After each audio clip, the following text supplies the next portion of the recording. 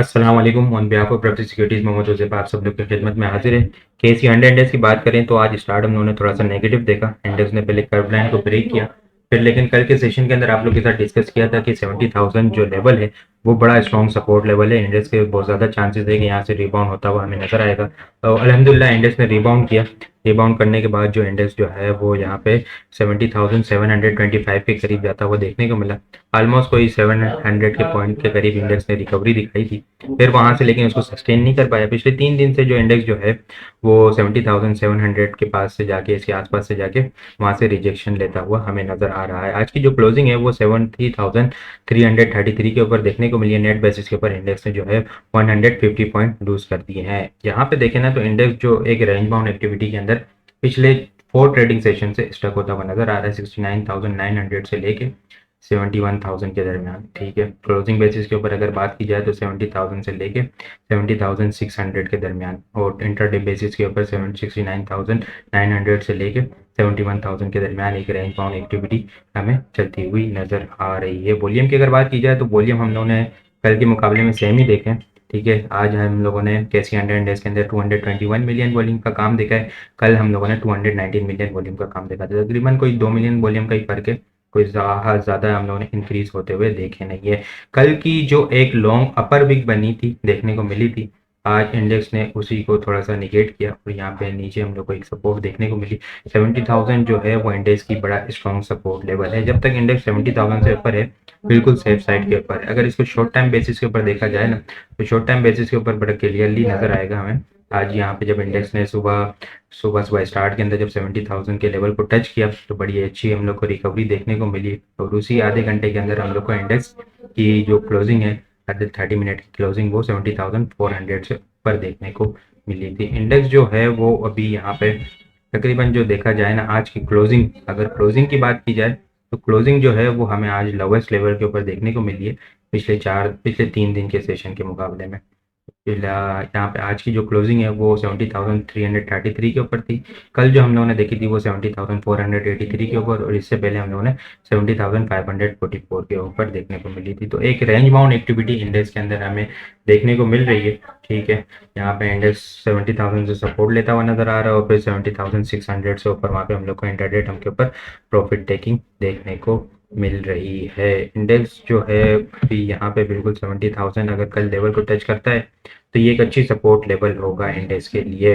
लेकिन अगर यहाँ से नीचे रहना शुरू हुआ तो फिर हम लोग को जो एक रेंज बाउंड एक्टिविटी के अंदर इंडेक्स स्टक हुआ है वो रेंज बाउंड एक्टिविटी से इंडेक्स निकल के फिर वहाँ पे हम लोग को एग्रेसिव प्रॉफिट टेकिंग देखने को मिलेगी। यहाँ पे पॉसिबल है कि एंड के अंदर अगर देखा जाए ना 15 मिनट के ऊपर अगर हम लोग देखें तो दोबारा से रिकवरी देखने को मिली है। यहाँ पे थोड़ी सी दोबारा से बाइंग हम लोग को देखने को मिली थी। तकरीबन लास्ट 15 मिनट के अंदर हम लोगों ने 16 मिलियन ऑलमोस्ट कोई 17 मिलियन वॉल्यूम का दोबारा से यहाँ पे हम लोग को जब पैनिक सेलिंग हुई थोड़ी सी एंड के अंदर तो यहाँ पे दोबारा से बाइंग जनरेट होती हुई नजर आई है। तो पॉसिबल है कि अगर इंडेक्स दोबारा से कल यहाँ पे 70,000 140 से 70,000 का लेवल टच करता है, पॉसिबल है कि यहाँ पे दोबारा से हम लोग को रिकवरी देखने को मिल सकती है, क्योंकि इंटरडे टर्म के ऊपर एक अच्छी चीज़ें चल रही है। तो यहाँ पे बाइंग की जा सकती है इंटरडे टर्म के ऊपर विद स्टॉप लॉस 69,880 का।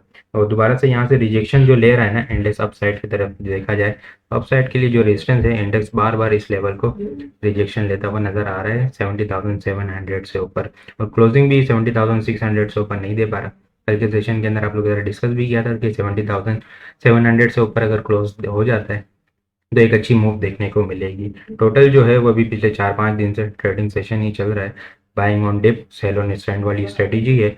अगर कोई स्टॉक जिस तरह से आज during the session call share की थी BIPL की कि अच्छी मूव बनाता है और कैप की तरफ जाता है तो उसे होल्ड किया जा सकता है। बाकी जो है नॉर्मली इंडेक्स के अंदर buying on dip sell on stand वाली ही स्ट्रेटेजी ही अपनाई जाएगी। कल के लिए जो सपोर्ट होगी वो यहाँ पे 70,180 से 70,000 की सपोर्ट होगी, और अगर इन केस यहाँ पे इंडेक्स 70,000 से नीचे नीचे रहना शुरू होता है और अगर हवली क्लोजिंग दी तो 69,880 से 69,740 फर्स्ट लेवल होगा।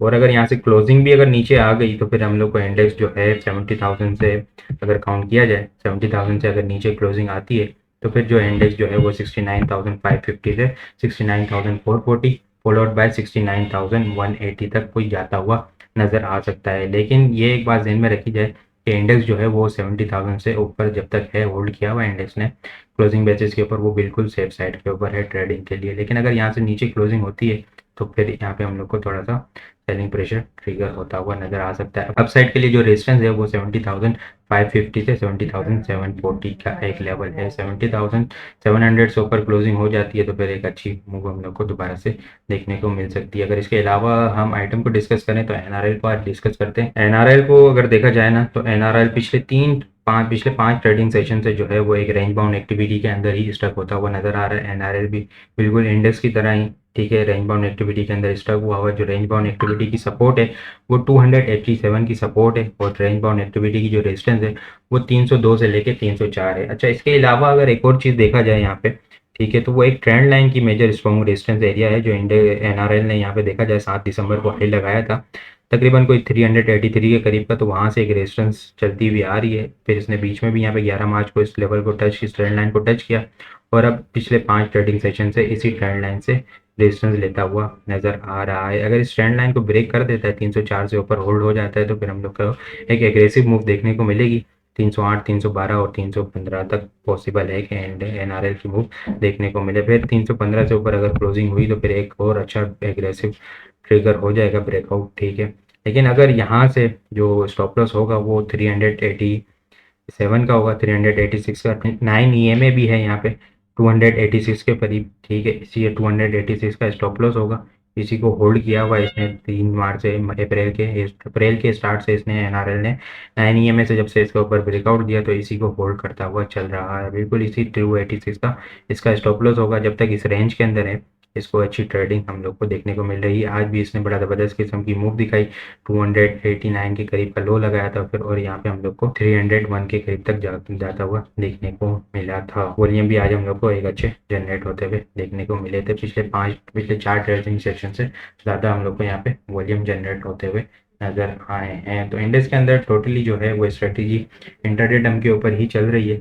एक्टिविटी जो है buying on dip sell on stand वाली स्ट्रेटेजी ही चल रही है। अगर इन केस 70,000 ब्रेक होता है तो फिर जो है वहाँ पे सेलिंग प्रेशर ट्रिगर होता हुआ नजर आएगा और फिर हमें इंशाल्लाह नीचे डिप के ऊपर दोबारा से बाइंग देखने को मिल सकती है 69,000 के करीब। बाकी आप लोग को वीडियो किस तरह लग रही है कमेंट में लाजमी बताएं। आप लोगों ने चैनल को सब्सक्राइब नहीं किया तो काइंडली चैनल को जरूर सब्सक्राइब कर दें। अपने दुआ में खास याद रखिएगा। खुदा हाफिज़।